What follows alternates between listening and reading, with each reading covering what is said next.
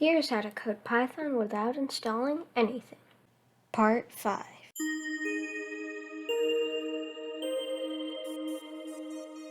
So today we are going to be going over math in Python. So to test out the math, you do alert, and we are going to go over addition first. So you can do any number, plus sign, and any number. Basic, you click run, and it says the result. You can do the same as subtraction, click run,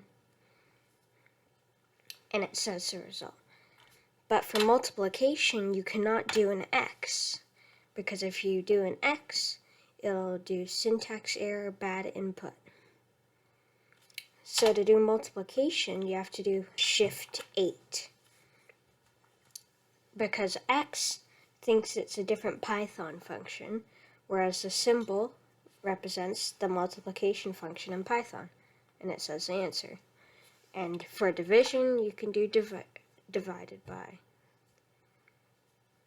and then it'll say the answer. Now you can also do normal functions like 212 times 212, and you can also do the order of operations with parentheses so that it goes first.